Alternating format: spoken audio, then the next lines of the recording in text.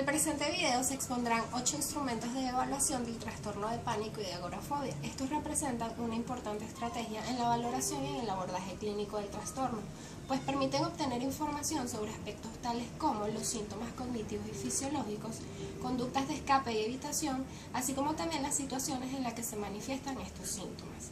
En este sentido, le permiten al terapeuta desarrollar una visión global y comprensiva del problema del paciente, haciendo posible el diseño de un programa de intervención eficaz y ajustado a las características del paciente y de su problema.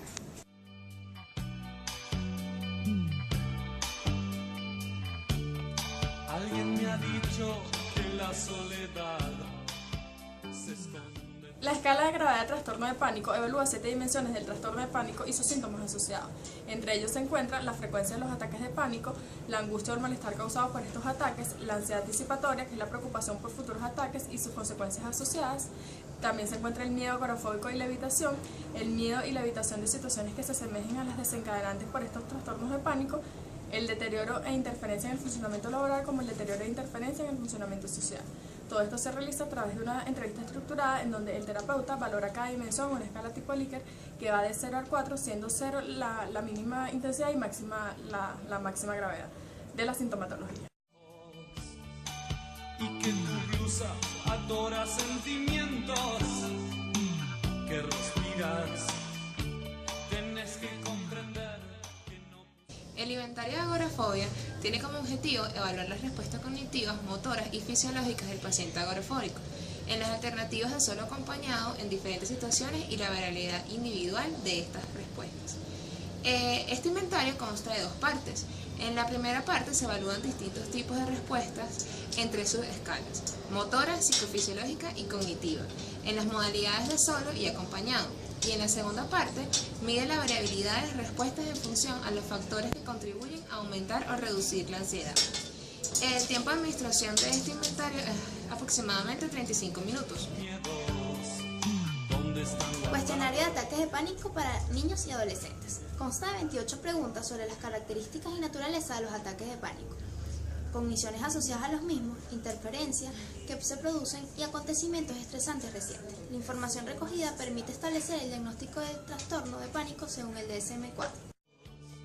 Y que no podré quitártelos si al hacerlo me desgarras. No quiero soñar.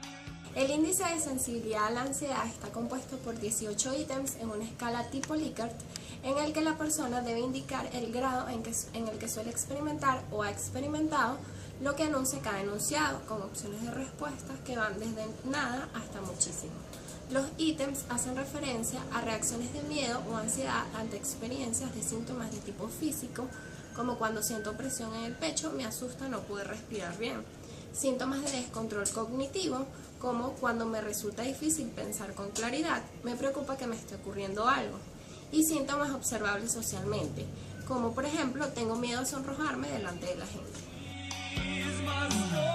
El cuestionario de creencias relacionadas con el pánico evalúa las creencias relacionadas con sus síntomas y sus consecuencias, que son las creencias que ya existen fuera de los estados agudos de ansiedad, y eso que aumenta la probabilidad de las reacciones catastróficas a las experiencias físicas y emocionales del pánico. Consta de 35 ítems valorados de 1 totalmente en desacuerdo a 6 totalmente de acuerdo y presenta 4 factores. Entre ellos está la ansiedad anticipatoria, las catástrofes físicas, las catástrofes emocionales y la autodesaprobación. Este cuestionario es útil de cara a la aplicación de la terapia cognitiva y en teoría podría ser de ayuda para predecir la posibilidad de las recaídas.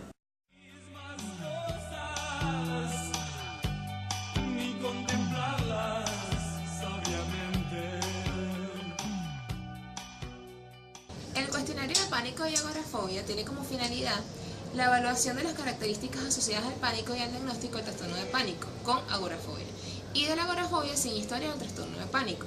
Este cuestionario puede ser de utilidad tanto para la investigación del pánico y la agorafobia como el diagnóstico y tratamiento.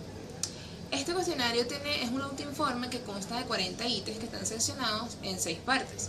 La primera sección es más amplia e incluye 21 primeros ítems y se centra específicamente en la evaluación de las características relacionadas con ataques de pánico, tales como frecuencia de los ataques de pánico, distribución temporal, la edad y la duración. La segunda sección incluye de 23 a 23 y 24 ítems. Evalúa los 3 criterios del DSM-4 para el diagnóstico del pánico. La tercera sesión trabaja con el ítem 25, 26 y 27 y es complementaria de la anterior y evalúa el nivel de interferencia laboral, social y familiar de los pacientes con pánico. Ambas secciones son importantes para las decisiones sobre el diagnóstico del trastorno de pánico. La cuarta sección evalúa el ítem 28 y 29, que es la evitación de las actividades como hacer ejercicio, tomar café o salir con amigos. La quinta sección evalúa la agorafobia a partir del ítem 30, 31 y 32. Estos ítems evalúan el nivel de evitación o temor a situaciones que suelen ser evitadas típicamente por los pacientes agorafóbicos. Y por último, la sexta sección evalúa los aspectos que han sido relacionados con la experiencia de los ataques de pánico, tales como la ocurrencia de sucesos vitales que se han visto con los familiares. Esta aplicación puede durar aproximadamente entre 20 y 30 minutos.